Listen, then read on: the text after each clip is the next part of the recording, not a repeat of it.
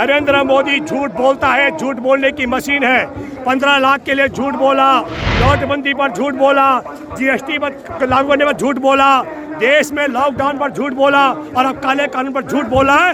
झूठ बोलने की मशीन है। इस झूठ बोलने की वाली मशीन की बात पर यकीन मत करो, मत करो, मत करो। या फिर आप भूपेंद्र जी, लगातार मोदी जी बीजेपी सरकार किसानों को समझाने जा रही है, गुरुद्वारे जा रही है, हाथ जोड़ के प्रार्थना कर रही है कि हम किसानों के साथ हैं, लेकिन किसानों को समझ में नहीं आ रहा है, क्या कारण है? देखिए, एक बात आपने जो सवाल किया, मैं आपके माध्यम से देश के करोड़ों 137 करोड़ की आबादी को बताना चाहता हूँ।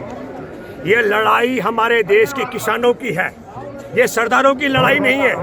एक बहुत बड़े षड्यंत्र के तहत नरेंद्र मोदी और संघ परिवार की सरकार इसे किसानों की लड़ाई की जगह सरदारों की लड़ाई बनाने का षड्यंत्र कर रही है। इसको समझने के लिए आपको जाना पड़ेगा।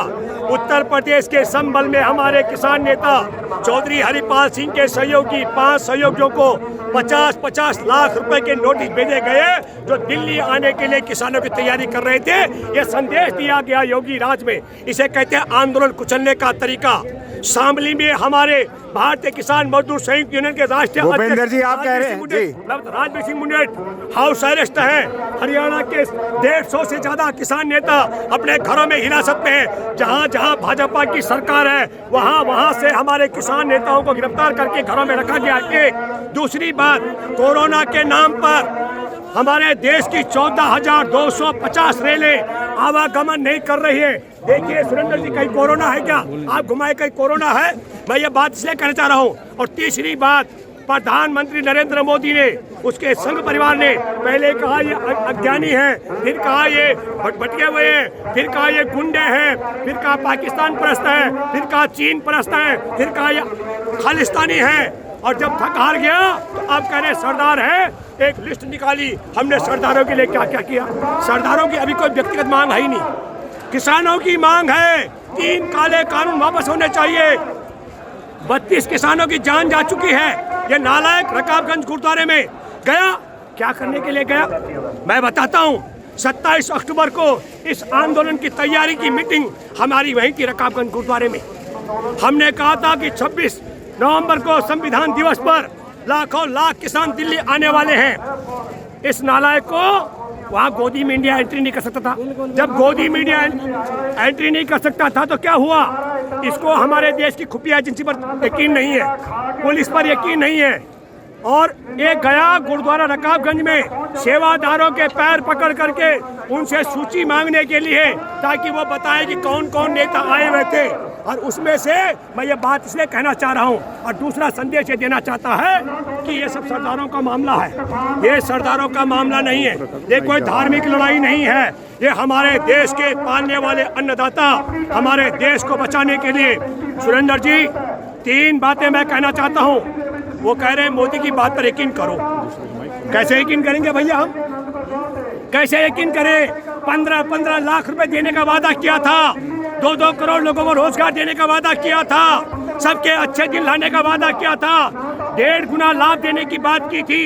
न 15 लाख रुपए मिले, न 2-2 करोड़ को रोजगार, न अच्छे दिन आए, न लाभकारी मूल्य मिला।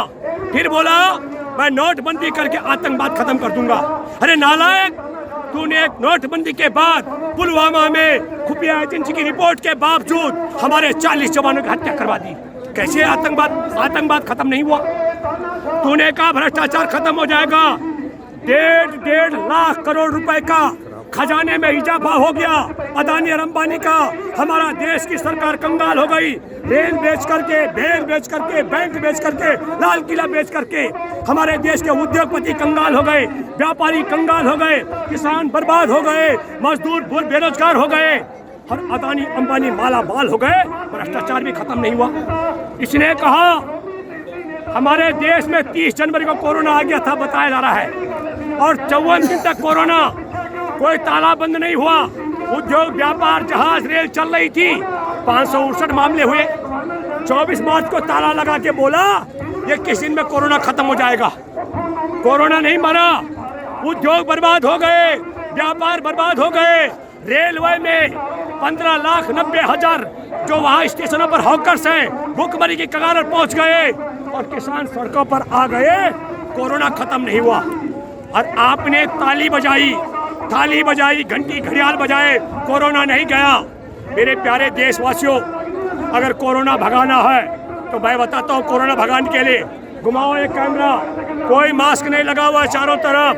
25 दिन से हमारे देश के लाखों लाख अन्नदाता टिकरी बॉर्डर पर, शिंगो बॉर्डर पर और गाजीपुर बॉर्डर पर डटे हुए हैं और कोई कोरोना से नहीं मरा, किसी को कोरोना नहीं है।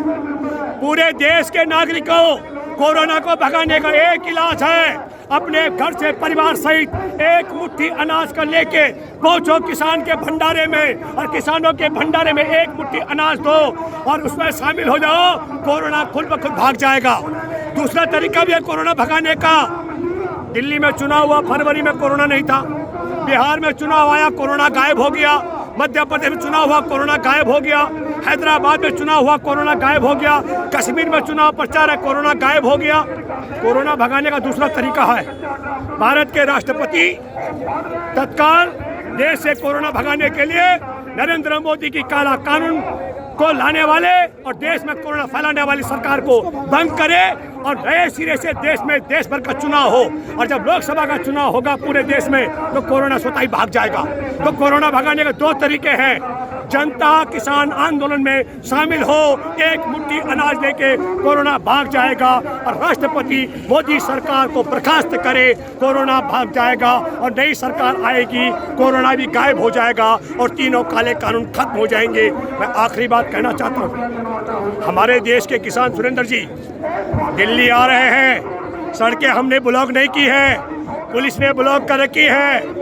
आज की तारीख में आपको बताना चाहता हूँ, हमारे किसान आंदोलन के साथ में संयुक्त राष्ट्र संघ के महासचिव भी हैं और संयुक्त राष्ट्र संघ का महासचिव मतलब भारत उसका सदस्य है, भारत का सुप्रीम कोर्ट भी है।